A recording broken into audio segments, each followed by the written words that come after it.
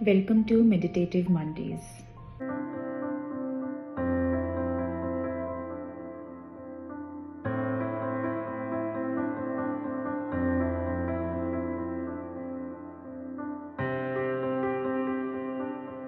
Are you facing a lot of stress and anxiety because exams पास आ रहे हैं या work deadlines हैं और अब ये चीज़ आपकी मेंटल हेल्थ पे इफ़ेक्ट कर रही है?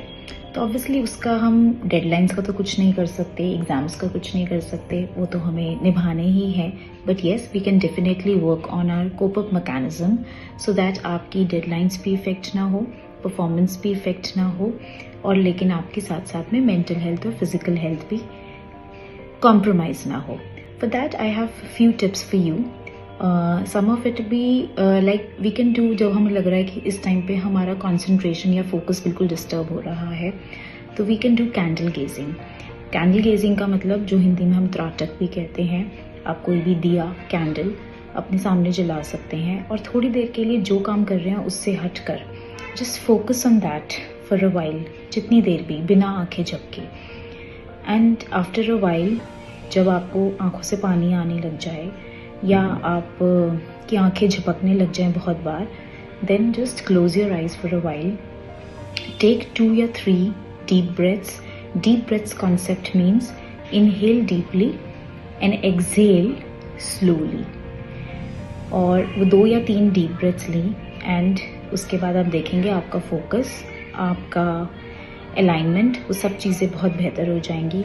उसके अलावा you can just go for a nature walk for a while, observe the plants, trees. You know, nature has numerous healing properties, so it can boost your mood immediately and bring in up your levels of happiness again, level of calmness again. अगर nature walk possible नहीं है तो आप सिर्फ deep breathing या candle gazing ऐसी चीज़ें ही कर सकते हैं. Then at the same time check on your eating of junk. ऐसा तो नहीं है कि आप स्ट्रेस और एंजाइटी में बहुत ज़्यादा जंक फूड खा रहे हैं. If you are doing that, check on that and please avoid it. Instead of that, hydrate a lot.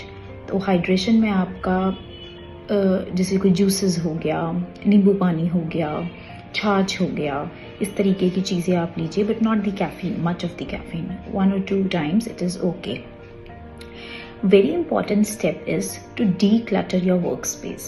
अगर बहुत सारी चीज़ें, वैरायटी या बहुत सारी फाइलें, बहुत सारी बुक्स आपकी वर्क टेबल पे है, you will not be able to concentrate and give it your best.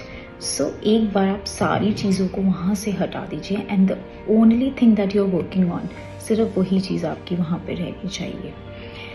उसके अलावा we really need to focus on your blood flow.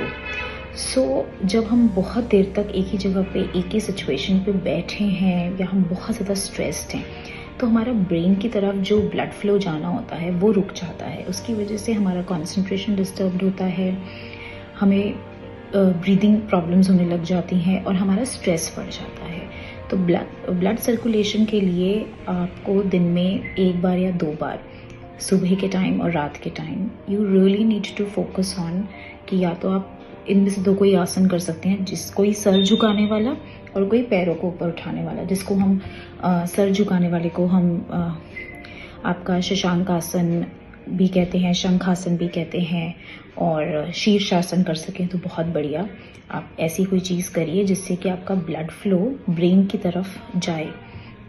और इसके अलावा स्टार्ट कंपाइलिंग. अगर बहुत सारे काम करने के लिए हैं तो उसमें से start compiling the things. It is specially for the students और specially for the people who are about to give some kind of presentation और समथिंग.